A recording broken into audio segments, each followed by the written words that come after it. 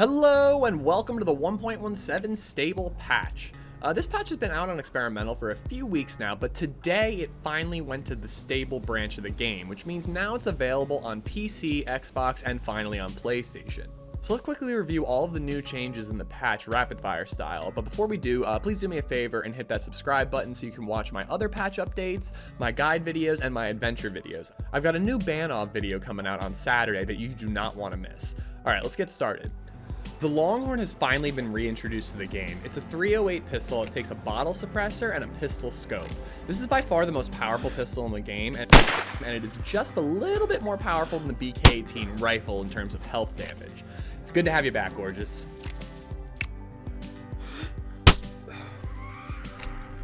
In less exciting news, the P1 pistol has been reintroduced to the game. It's a 9mm pistol that has an 8-round magazine. It takes no optics and can't use the pistol suppressor, only the bottle suppressor, which really blocks the gun's iron sights. It's the weakest 9mm pistol and does only a little bit more damage than the IJ and MK2 pistols. Finally, we have the brand new, never before seen in DayZ CR550 Savannah sniper rifle. This is a bolt-action 308 rifle that takes a hunting scope. It does the same exact damage as the M70 Tundra, but it has a 4 and 10 round magazine. I was pretty excited about this rifle when I first heard about it, but the thing is, it actually has a shorter effective range than Tundra, and it also has a recoil pattern that honestly just feels weird to me. It might take a little bit of practice to get used to, but in my opinion, it's an overall worse sniper rifle than the Tundra.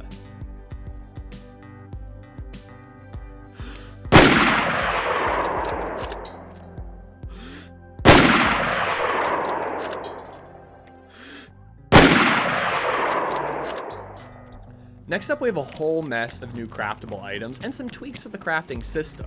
On PC, you used to have to toggle what you wanted to craft with the left mouse button, which was a little slow and kind of annoying. Now you can select what you're crafting by scrolling up and down with the mouse wheel. Rags can be used to craft a full set of improvised clothing that basically makes you look like a mummy. It takes 6 rags to do the torso and the leg wraps, and it takes 2 rags to do the head, face, hands, and feet. This is going to be really helpful for the PC Namalsk fans to help you prevent frostbite early on in your character's journey, and as well for when your clothing gets ruined in a firefight. But for vanilla DayZ players, the real advantage here are the foot wraps. These foot wraps will prevent your feet from getting cut, and they make half as much noise as boots when walking around. So it's going to be a great tool for sneaking up on zombies and on players if they're camping a building. A bone knife can now be crafted out of 2 bones, which is going to make killing chickens in the early game a lot more beneficial to your character. This bone knife can also be combined with a long stick to create a spear. There's also a stone knife variant of the spear. The stabbing animations to these are a little janky, I'm not gonna lie, but they do have some pretty good reach, which is gonna help you kill zombies through open windows or from on top of a barrier like a car or a roadblock.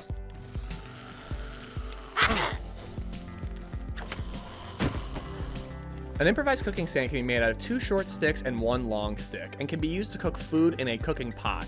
You can also now bake meat in the pot without having to add any fat to prevent it from burning. Also, cooking equipment is going to take damage over time and wear out with use. An improvised belt can be made out of rope to hold your knife. And finally, an improvised gas mask filter can be made with a NIOSH face mask and a bottle. You're going to need to fill this improvised filter with charcoal tablets in order to make it effective. You can also refill regular filters with these charcoal tabs. Filters are also going to take damage over time, so it's still going to be a good idea to have a spare when venturing into toxic zones. We've got a couple new melee weapons as well. The pitchfork, which uses the same animations as the spear, a meat tenderizer, and a cleaver knife, which is my personal favorite. A kitchen timer has been added to the game, and it works just like the alarm clock from the 1.16 patch. It'll probably get a bit more use because it's a lot smaller, but so far it's just as ineffective for distracting zombies. I really love that the devs are working on this type of thing, a way to distract zombies, but honestly, until zombie aggro is tweaked, it's just not going to be very effective. Hopefully, we'll get some of that down the line.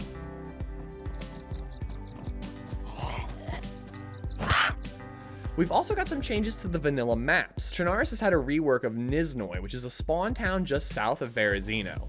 It's a nice little rework. It has a hunting market, which I always like to see, but the positioning of the well has me really worried. I have a feeling this is going to be the new Kami Shovo. Livonia has a new castle located east of Carlin. It has a picnic table and a tower and a military tent. This is likely the first of quite a few changes we're going to get to the Livonia map. Hopefully we're going to get more throughout the year. Alright, just a few more tweaks and changes that I'm just going to spit out for you. Aim sensitivity has been tweaked, separating the regular camera movement and the aim down sight camera movement. VoIP volume levels now have an up and a down button. A half-second delay has been added to VoIP to keep your mic from cutting out early. You can also again add items to a player's inventory when they are tied up. The bug that kept visual toxic gas around after the cloud has dispersed has been fixed. Players can no longer climb through windows in buildings like the military jail, HQ, and apartment buildings. Traps are now going to activate from vehicles. Bark can be harvested with axes, and fireplaces are going to give you the heat buff a lot quicker than before. The broom can also be lit and used as a torch, and all fire sources, including the broom and torches, are going to give you the heat buff, which is going to be a huge game changer for Namalsk fans out there who want to venture out to the sub or the outpost where you really have to worry about staying warm. It's going to be much easier to stay warm on those journeys. The broom does still have the taser sound bug, just like the torches. Thanks so much for checking out this video. There are going to be a million of these types of videos out already for experimental, but since these features are brand new to our PlayStation brethren, I just thought it'd be worth making this one for stable.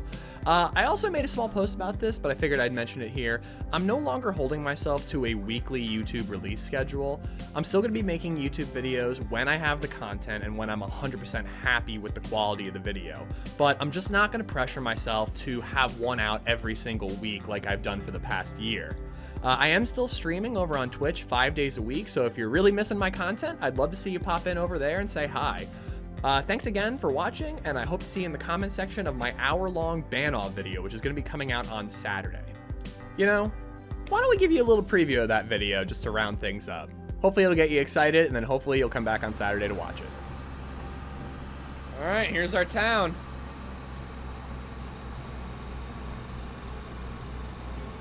Oh no, this isn't the town. Gotta go a little bit further.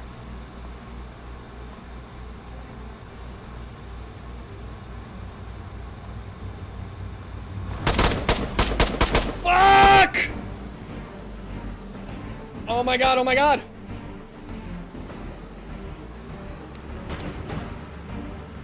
Fuck, fuck, fuck, fuck! Oh, Twingus! If I had food, I'd want to go after those guys, man. Oh, but I'm starving. I want to fight, dude.